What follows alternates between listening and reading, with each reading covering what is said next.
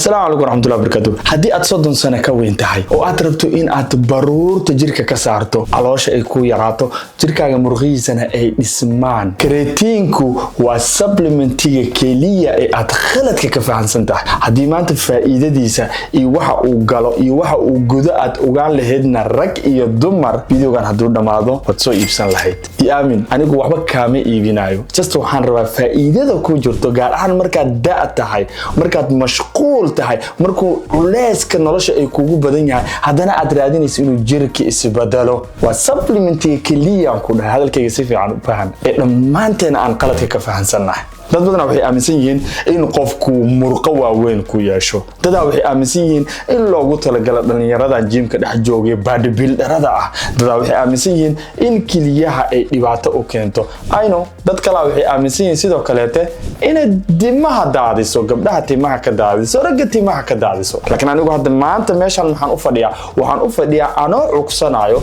cilmi baarista ugu dambeysay ee bahashan laga sameeyay inaan ku tusiyo faa'iidooyinka ay leedahay. adigana aad isku dayda bal naftirkaaga naftaada inaad waqti intaad u qabato isbedelada ay jirkaaga ku sameynaysa inaad fiiriso. haddii aan ku bilaabo, qofka 30 sano markuu kor u dhaafo muxuu miisaan u koraa inta badan, muxuu kiliyaha ugu weynaadaa, maxaa caloosheen u weynaataa, muxuu dhabarka faadka nooga galaa. macnaheedu ma ahan da'da markaan soo galnay inaan cunto tiro badan cunayna ma ahan, laakiin markaan da'deena soo galno wax walbo 1% boqolkiiba hoose u soo dhacayaan. murqahaaga 1% hoose u soo dhacayaan. ducfiga bilaabanaya ma ahan meesha ugu darneed, laakiin ducfiga wadadiisa ugu horeeya bilaabanayo. digestive systemkaaga sidoo kaleete, metabolismka sidoo kaleete, jirkaaga dhan 1% wuxuu bilaabanaa inuu hoos u soo dago. waana sababta keenayso in miisaanki uu nagu kordho. labo, waxaa bilaabanaysa noloshii saxda ahayd ee stresska saxda xambaarsanayd, nolosha mashquulka ahayd uu qof walba de uu galayay. haddii noqoleed in family la riixo,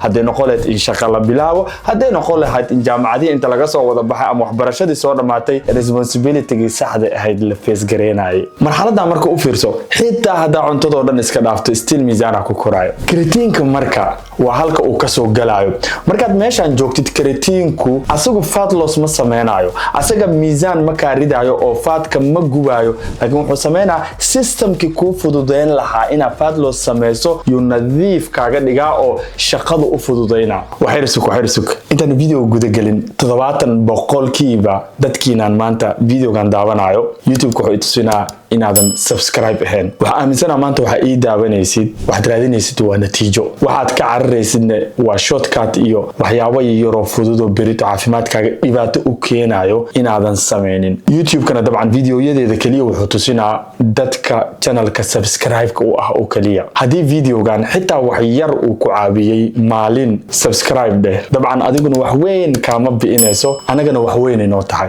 alright, back to video. creatine-ka marka muxuu qabtaa? creatine-ka horta marka hore murqahaaga wuxuu ka caawiyaa inay tamar soo saaraan. waxa ogaataa xubin walbo jirkaaga nuuxsanaysa aad arkaysid muruqa nuuxiyo. muruqaas la'aantiisana kursigan hadda aan ku fadhiyo kama istaagi karaysid. wax walba oo dhaqdhaqaaqa uu jirkaaga sameynayo muruqa ka shaqeeyo. creatine-ka marka muruqaas ku dhex jiraa oo tamartii uu ku dhaqdhaqaaqi lahaayo dhan buu asaga sameeyaa. taas marka waxay ka dhalanaysaa mar walba marka aad socod inaad sameysid aad rabtid, mar walba aad gym ka tagto inaad exercise gareysa aragtid, mar walba aad rabto movement aad ugu talagashay inaad isbedel ku sameyso aad rabtid inaad sameyso, waxaa dhacayso in more and more energy hesho, calaamidadina aadan inay ku macaato oo kadibna de baruurtina ay meesha ku baxdo, jirkana uu kugu dhismo. creatine-ka marka muxuu qabtay? hawshii uu fududeeyay. wax kale ma aadan bedelin. waxa ogaataa hadda waxa laga yaabaa gym-ka markaad tagto inaad daal ka sheeganayso. waxa laga yaabaa gym-ka markaad tagto in aadan wax yar oo culus aadan qaadi kareynin, wixii oo dhan uu meesha ka saara. calaamidadaas le bis oo wax iska bedelana oo motivation aad hesho, calaamidada aadan ku caajisaynin, wax walbana sida loogu talagalay aad u sameynaysid, xitaa way ka muhiimsan tahay intaad gaajo isku disho, gaajadu isku dilay miisaanka inaad ridid aad isku daydo. 30 sano mar haddii aan dhaaftay dabcan oo aad sideedoo kala tahay, waxaa aaminsanahay goolkaaga ugu weyn ma ahan inaad 6 pack xeedan aad hesho amaba jirkaaga uu wada saliid intay ka wada dhammaato qof lean ah inaad noqotid. inaadan rabin yani sidaan anigu ahayba aan rajeyna laakiin aad rabto markaad dharka xiratid garbahaaga in la dareemi karo xabadka ku dhisan yahay jirkaaga iyo dharkana inay isa soo saarayaan oo qof qurux badan oo jirkiisa qurxan yahay inaad naqatid aad rabto taasna ma kuu qabsoomi karayso laba shay haddii aad sameyn weyso inaad resistance training sameyso oo aad jimka intaad tagto 3 beri ilaa 2 beri berihi aad ku train garayso creatinekana aad jadwalkaaga kusoo darto haddii kale waxaa imaanayso mar walba oo weight loss aad isku daydo ama fat loss aad gasho in jirkaaga murqihii uu daadiyo bedelka aad raadinaysa quruxna lagu moodadba qof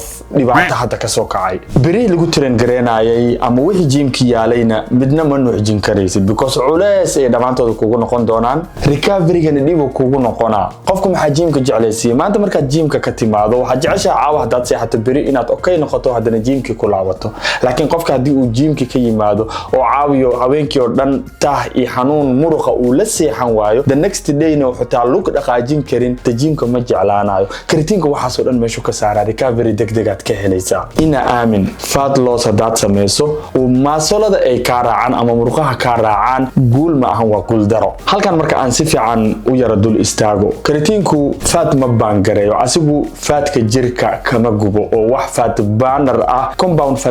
fat burning ah kuma dhex jiro laakiin maadaama aad diet ku jirto oo aad energy tiro badan oo ku aalamiteesa aadan helaynin hadda ramadaanka kaleete wuxuu ka caawinaa markaad jimka tagto inaad energy fiican hesho wixina sida loogu talagalay aad u samayso sidaan horeyba uga soo dhawaajiye creatinku asaga ka dhigi karo qofka aad rabto in aad noqoto aan wax yar marka wax ka fiirino creatinku bidaaru dadka geliya ama timuhu dadka ka daadiya cilmi baaristan dabcan waxa lagu sameeyay rag dhalinyaro ah oo rugby player ah 2000 waxaan jeclaa 12 inay ahayd waxa la baarayna waxay ahayd hormone DHT la dhaho oo hormone inta badan ragga jirkooda active ka ahaa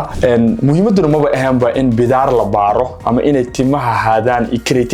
creatineka yani looma baarayninbo inuu timaha tiyo iyo in kale waxa loo baarayay hormoonkaas DHT-ga la dhaho wax isbedel ma ku sameeyna marka waxa la ogaaday inuu DHT-ga xoogaa yar slightly uu isbedel ku sameynayo taasa marka maadaama DHT-gu uu yahay hormoon ninka ragga ah wax badan u qabto timahana ay qayb ka yihiin yaa waxa loo riixay dhankaas yani inuu timihii daadin karo laakiin hal mid aan ku cadeynaa timaha qofka inay ka daataan genetic ku xiran tahay ama firkiisa ku xiran tahay creatinku waxba kama bedelo cilmi baaristaas aad arkaysidna waxay noqotay markii ugu horeysay la sameeyo markii ugu dambeysayna oo la sameeyo oo dib looma sii daba raacinba haddii ay wax sax tahay timahana ay haatiso creatineka marka wixii ka dambeeyay kumanaan cilmi baaris laga sameeyay iyadana laguma soo celininba creatinku waxay damage gaarsiisaa kiliyaha qofka bini'aadanka tanna aamin iyadana decades waxa laga sameeyay cilmi baaris waqti dheer lagu gudo jiray in la fiiriyo lamana helin wax kidney muxuu ahay disease ah ama xanuun ka yimaada creatineka dadka caadiga oo isticmaalo laakiin meesha xogaa laakiin soo galayso haddii aad qof already kiliyaha ka xanuunsan oo xanuun kiliya qabo adigu creatine iska dhaafe wax kale xataa ina isticmaashida qalad ah ilaa ma dhakhtarkaaga aad xiriir samayso waa already hadii kilidaada ay damage qabtay waa meesha marka inta badan dadku waxa confusion ka geliyo wax la dhaho creatine kuna waa waste murqahaaga ka timaado wasakh inta badan murqu uu sameeyo marka uu aadka u shaqeeyo okay creatineka u yara magac tahay creatine kaas marka kiliyahaaga yaa nadiifiyo oo jirka ka saaro waxaan ogaataa kiliyahaas marka waxay nadiifinayaan aad arkaysid waa wasakh murqahaaga ay soo saareen murquhu laakiin goormee wasaqdu saaraan markay zaaidka u shaqeeyaan yaa zaaid uga shaqaysiinaya marka creatineka wax zaaidka uga shaqaysiinaya waana calaamad creatine kan marka laga hadlaayo ma ahan xanuun ama wax caafimaad dare keenaye waa calaamad ku tusinaysa in muxuu ahay murqahaga ay si fiican u shaqeynayaan marka lan kugu celina haddii already aad kiliyaha ka xanuunsan tahay fadlan dhakhtarkaaga booqo laakiin hadaa qof dhalinyaro ah rag iyo dumar waxa aragti noqo oo aad tahay caafimaad qabo jimka aado creatinku waa supplementiga kaliya ee adduunku la dhihi karo intaasoo sana la baarayay ilaa haddana wax ay lagu hayo malahan creatinka hadda maanta waxa la ogaanaaba inuusan kaliya murqaha caawinaynin inuu maskaxdi xataa caawinayo haddii noqon lahayd focuska feejignaanta qofka hal abuurka fikirka hada gaar ahaan dadka waxa curiyo oo kaleete hadaa taa qofka dabcan dadka inta badan subaxii oo kaleete intay waaga markuu u bariyo iska soo quraacda shaqada markay tagaana crashka uu ku dhaco kaleete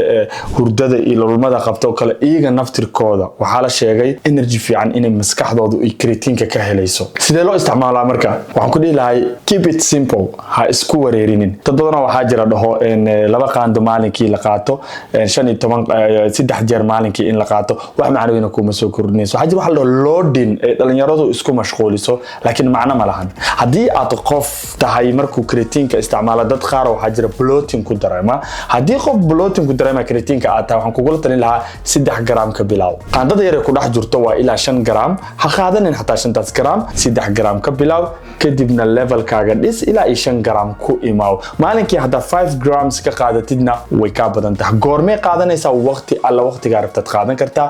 meel alla meesha aad rabtidna waad ku darsan kartaa kuma xirna inaad meel gooni ah la raadsato kama dambe marka video waxaan ku soo gabagabeynaa creatine ku cidna bidaar ma geliyo kiliyaha wax dhibaato ma gaarsiiyo baruurna ma gubo laakiin wuxuu ka caawinaa inaad si fiican u train garayso si fiican aad u seexato si fiican aad u fikirto at the same time na metabolism kaaga uu si fiican u shaqeeyo iskana dhaaf ina qof walba weydiiso maxaa faadka lagu gubaa hada kadib dadku waxaad weydiisaa maxaa ii fududeyn kara faadka jirkayga saaran inaa gubo dabcan creatine kana number 1 noqona commentiga igu soo qor hadii aad su'aal kale ziyaada ah aad creatine ka qabto oo laga ku sabriye assalamu alaykum warahmatullahi wabarakatuh